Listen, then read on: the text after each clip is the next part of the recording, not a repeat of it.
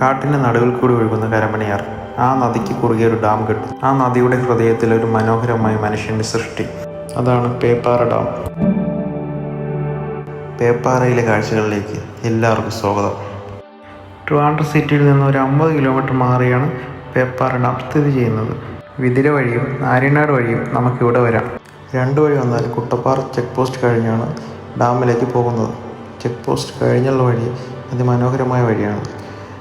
സിറ്റിയിലെ തിരക്കുകളിൽ നിന്ന് മാറി ഒരു 1 ഡേ ട്രിപ്പ് പ്ലാൻ ചെയ്യുന്നവർക്ക് എന്തുകൊണ്ട് മനോഹരമായ റോഡാണിത്. കാട്ടിലെ സൗണ്ട് ആസ്വദിച്ചുകൊണ്ട് ഇടയ്ക്കിടയ്ക്ക് ഇതുപോലെ സ്റ്റോപ്പ് എടുക്കണം. പേപ്പാറ ഡാമിൻ്റെ എൻട്രൻസിലേക്ക് നമ്മളെത്തി.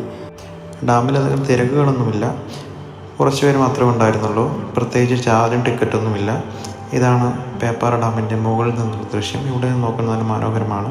സ്റ്റെപ്പ് ഇറങ്ങി താഴോട്ട് പോയാൽ പേപ്പാറ ഡാമിൻ്റെ അടുത്ത് നമ്മളെത്തും. പക്ഷേ ഡാമിൽ ഇപ്പോൾ കയറ്റി വിടത്തില്ല.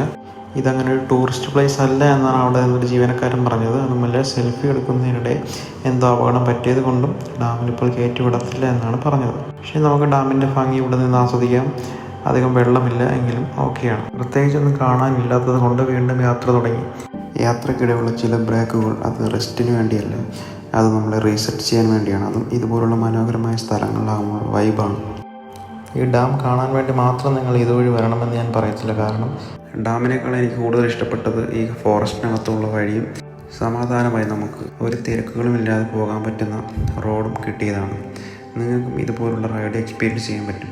സിറ്റിയിലെ തിരക്കുകളിൽ നിന്ന് മാറി ഇതുപോലുള്ള സ്ഥലങ്ങളിലേക്ക് പോകുന്നത് വൈബാണ്. നമുക്കിനി അടുത്ത വീഡിയോയിൽ കാണാം.